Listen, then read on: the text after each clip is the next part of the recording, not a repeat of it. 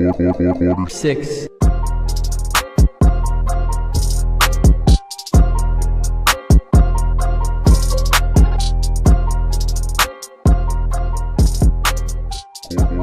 Six.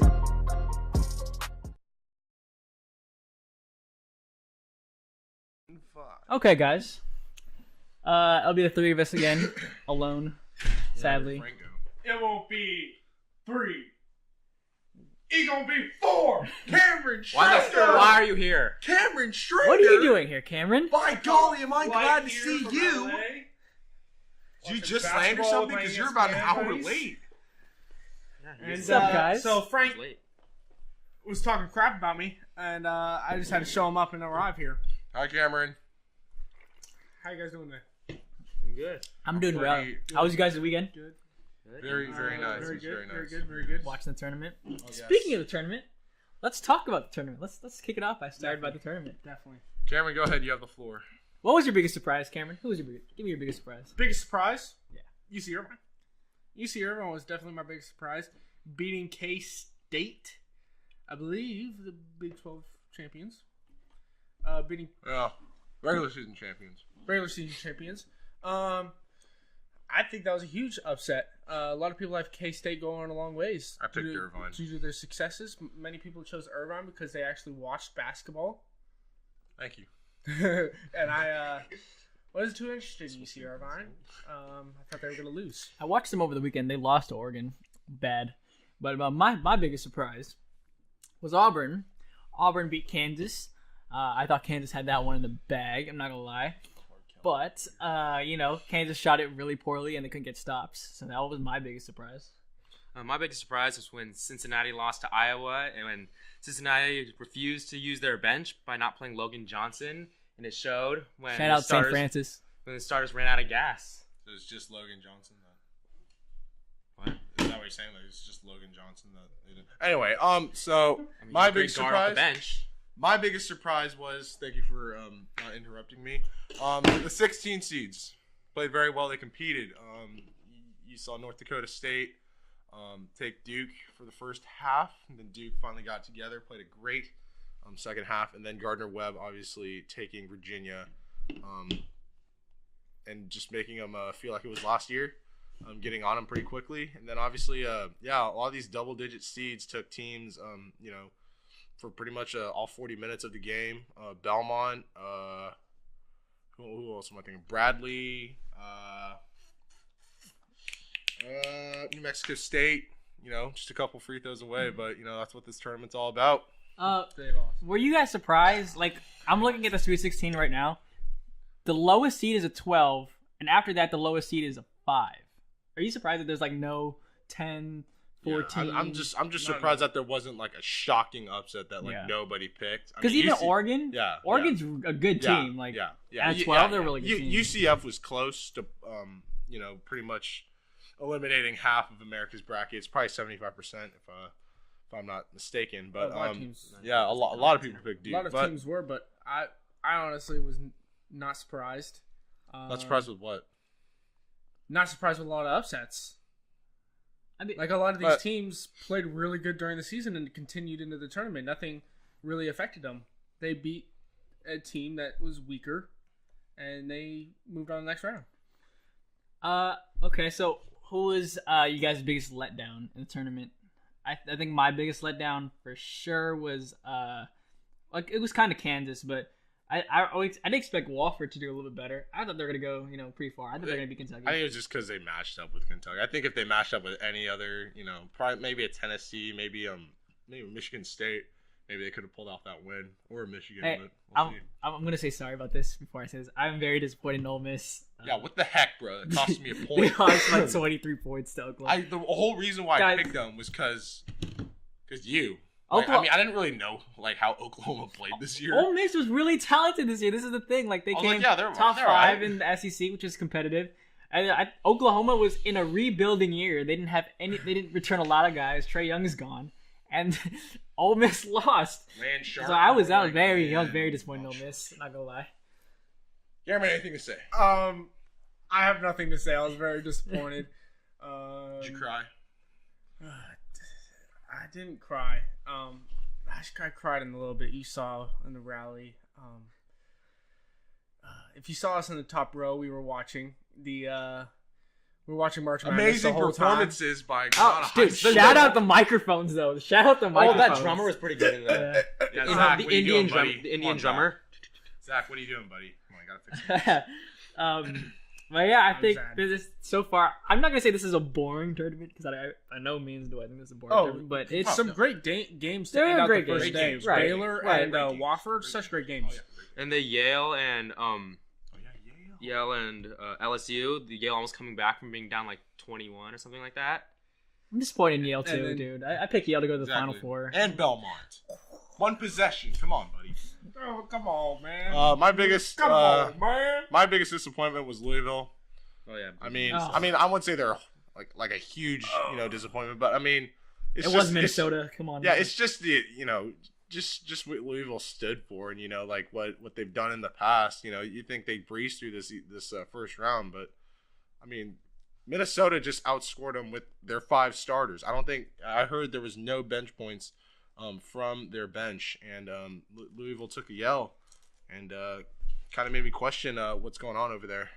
I want to talk about the Duke game for a little bit. Duke game made headlines yesterday against UCF.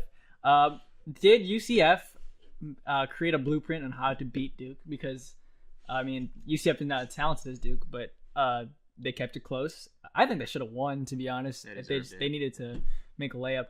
But, yeah, I think UCF pretty much exposed.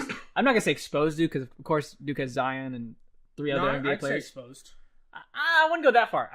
I think they did show holes. I think if you guys were watching the game, they had Taco Fall guard Trey Jones, and he literally let him shoot whenever he wanted. He was in the paint while Trey Jones was maybe 20 feet out, and I think that's going to be a problem for Duke, especially if they have to go up against Michigan State in the Elite Eight. The thing with UCF is that Duke's game is based on the inside, and Duke can't go on the inside when you have a 7'6" Taco Fall in there. So, it just shows that Duke, like, their outside game was pretty weak until like you saw Cam Reddish hit that big 3 at the end of the game. And yeah, I think UCF played really well, but Duke's Zion Williamson is the real deal. I think a lot of people were doubting if he would come back from his injury. There's no more doubts. Like he's the real deal. He should be the number 1 overall pick this year. I do have to say UCF played their tails off. They played a great game. What a show. In the end, it really did come down to, just 3 possessions. I mean, obviously one being the fast break and the lob. If that ball's put up, an inch or so higher, I mean, that's another 2 points. Obviously, Taco Fall getting fouled out, and then that being affected on a free throw when RJ Barrett had to get that rebound and then put it back in. And then obviously the last play, the drive and the rebound by Aubrey Dawkins. I mean, it's just, it's a game of inches, and it was just unfortunate for that UCF team. Yeah. Who do you guys think upped their draft stock the most out of this tournament play? For me, at least, I think it was John Morant. Yeah, John Morant. I think Morant, he was going into the tournament known, but he was always, I think, behind RJ Barrett in the draft, like in the mock drafts. Now I don't think there's any question you have to pick Morant. Whoever has 2 has to go with Morant. I think he's officially a 2-3 lock. Yeah, I mean, as great as Barrett is, I mean, there's John Morant could be a generational player. I am questionable about his build though. I don't know if his build's gonna really last. He's built almost like DeJounte Murray, but I don't know how long that's gonna last. I mean, he does need to bulk up a lot. Yeah.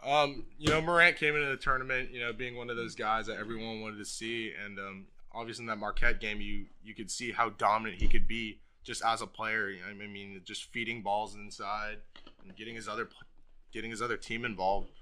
You can really see how much he can change a game, just by his play. Obviously the triple-double. And then they went up against a Florida State team. I mean, he started off pretty well, but, it just came down to the fact that, John Morant's one player, and Florida State had a couple guys that really contributed and got him that win. But great tournament for him. I think a guy really underrated, Grant Williams, Tennessee Volunteers. Right? Yeah, I like it. If you watch that Tennessee game, he was a true leader on the floor. Literally dived after every ball, got every rebound pretty much. Yeah. I like him. pretty amazing. I think he's in the top 20. You can't push top 10, but top 20 easily. I don't know if this guy's gonna go to the draft next year. I'm not sure of his name. He played for Oregon. Kenny Wooten. Kenny Wooten's his name. He played amazing. Like, I was watching him live, and he was amazing. This guy can block shots. He reminds me a lot of DeAndre Jordan, and he was shooting 3, so I wouldn't be surprised if he went into the draft this year. Maybe a little bit outside the lottery pick, I would say. That's his range, but he could definitely improve his stock as we go forward. I also like Purdue's Carson Edwards. I mean, that guy played well. I mean, obviously in that Villanova game, he had 42 points. I mean, he couldn't miss from downtown. He's a great floor general, great leader. And he's really going to lead this Purdue far. I mean, if they can get past Tennessee. I mean, I have Tennessee winning, but it's you just got to watch the game first. One game I wanted to talk about also was what was it? But Texas Tech and Buffalo.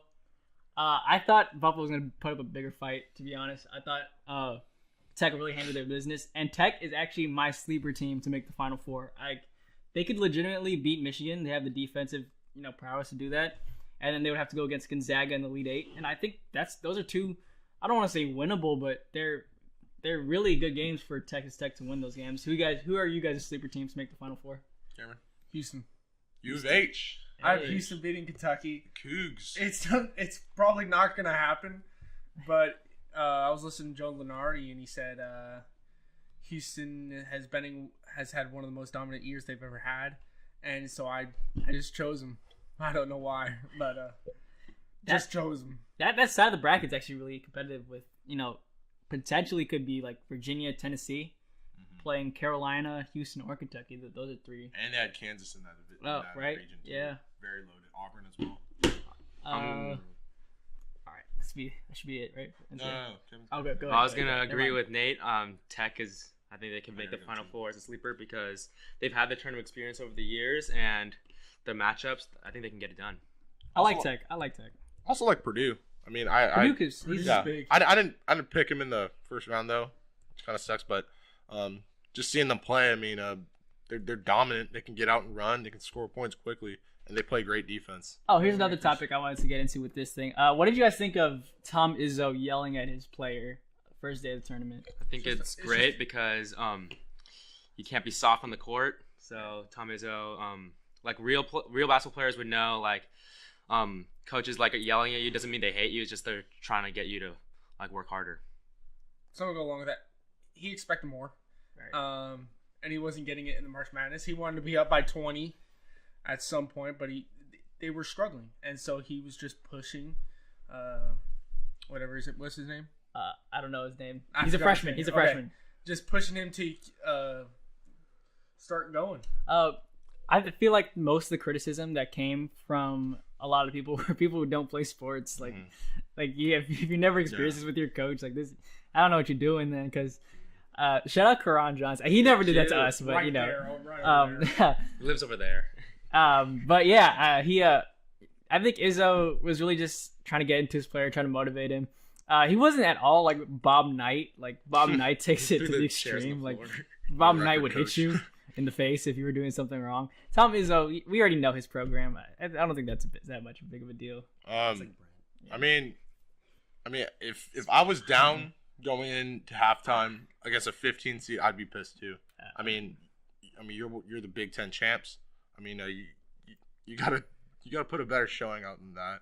And I mean, these games in the early rounds for these high seeds should get them ready for the next round. It shouldn't be like a task. But I mean, in the past with Michigan State, we've seen 15 seeds haven't really treated them well. So, all right. 6.